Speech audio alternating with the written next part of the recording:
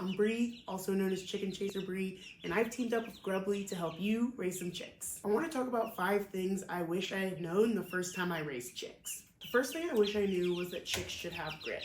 Now, most chick feed is formulated so that chicks don't actually need grit, but there's nothing really stopping your chickens from eating something else, like bedding or paper towel or whatever may be in their brooder that they can get their beaks on. So I always like to add in some grit to their food just so that they have this digestion aid if they happen to need it. Next up, use warm water when you fill their waterer.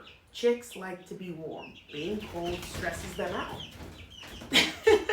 If their internal temps are already high and you give them cold water, it's going to cause those internal temperatures to decrease slightly. Even a few degrees can make a difference to a chick. So using warm water can help keep their body temperature regulated, their stress level lows, and potentially decrease the amount of pasty butt you see in your chicks. Be sure the water is warm, not hot, and you can even temp it if that makes you feel more comfortable. I know my chicks still look like babies, but this little one is 3 weeks old and she's plenty old to start having treats. I always start my chicks off with grubs as their first treat. They're gonna be a really good size for them, they're easy to digest, and it's gonna start adding some really needed bug protein to their diet because chickens are omnivores and bugs are a huge part of their diet along with their grain. I start with the grubs around 3 weeks and then I slowly transition into things like greens and other types of fruits. When it comes to giving my chickens anything, I just do a quick search. Can I give this to my chickens? And you'll be able to quickly find if it's something that your chickens should and shouldn't be eating. They can eat most things, but it's always good to just double check if you're unsure about feeding them something. One of the biggest things that I learned after getting chicks was that it's so important to bond with them. Make a connection with them. Pet them, hold them, feed them out of your hand. Really enjoy those bonding moments that you have with your chicks because they're not small for long.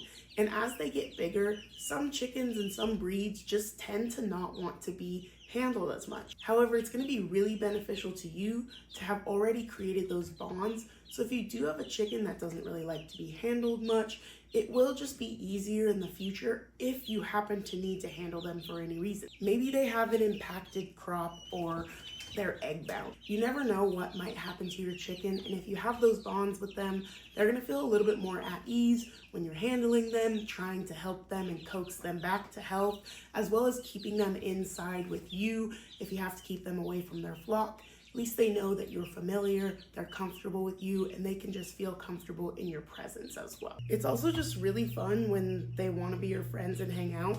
They're a huge emotional support for me. They can be a huge emotional support for you. They definitely make good emotional support animals.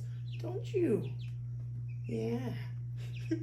Grubs can be a great tool for bonding as well. Chickens are very food motivated. You can feed these grubs right out of your hand and they will learn to love you, trust me. Finally, chicks are really dusty, like ridiculously dusty. Once you get them on bedding, they're going to be kicking it up and just making a mess. It's gonna add a thin layer of dust to whatever is around your brooder. Ideally, your brooder is not gonna be going on your dining room table or near your kitchen or anything like that, but sometimes that's the only place you can put it. For me, I like to keep it in our garage. It can be a mess out here. It is a mess out here, so it doesn't really make too much of a difference when they're getting dust everywhere. A good way to keep dust to a minimum is to use a dust-free bedding like hemp. Hemp is about 99% dust-free, so will a little dust still accumulate? Yes, but will it be as bad as other bedding types? No. I've used hemp, I've used pine shavings, I've used straw, I've used paper.